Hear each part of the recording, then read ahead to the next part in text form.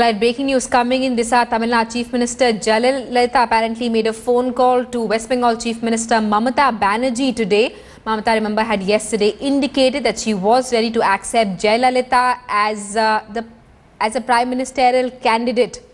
It's also interesting the timing of this phone call coming after Jayalalitha says no to a third front alliance with left parties. For more, let's get in a word from our correspondent Priyambada, who's joining us on the phone line. Priyambada, Jayalalitha now reaching out to Mamata Banerjee after Mamata said that she was ready to work along with Jayalalitha under her leadership for the 2014 elections.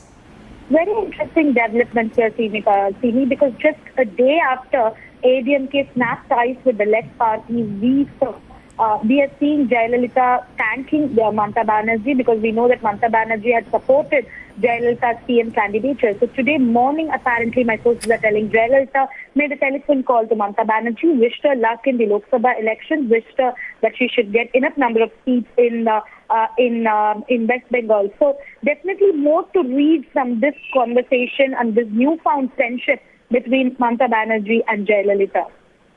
And Priyambada, the other interesting aspect of this alliance that just seems to be in the beginning, probably at the initial stages, is that both these regional giants have said no to the third front. Is there a fourth front that probably looks likely in the offing? Absolutely, at least that's what it looks like. But because initially Jayalalitha supported the left parties, hoping that the third front will be formed with the support of the left parties and she could be projected as the Prime Minister. But when that did not happen, when everything fell apart, now the left parties have gone out of the ADMK. She ensured that they went out of the ADMK due to seat sharing and other problems.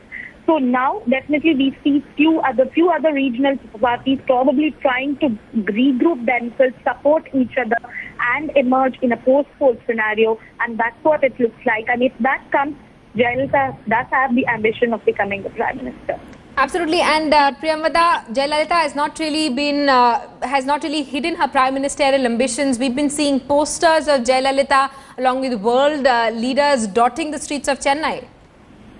Yes, and every campaign of Jayalalitha, it just has a parliament symbol, a red fort symbol, indicating very clearly. In fact, even the promotional song at ADMK's campaign that we saw in the last 2-3 days has songs projecting her as the future of the country, projecting her as the Prime Minister of the country. Of course, it's just euphoria that's coming in from the party members here, but more than that, also Jayalalitha has the Prime Ministerial ambitions, and that's the reason why she's insisting continuously that she'll contest alone. She wants to get all the 40 seats in Tamil Nadu and Pondicherry, so she'll have enough number of MPs to push for her PM candidature. And even when there's a fourth front formed, when there is a grouping of different regional political parties, when both Congress and BJP in a situation, if they're not able to manage enough number of MPs, then probably when a fourth front is formed, Jayalalitha wants to project herself as the possible Prime Minister with the 40 MPs that she's hoping to bring in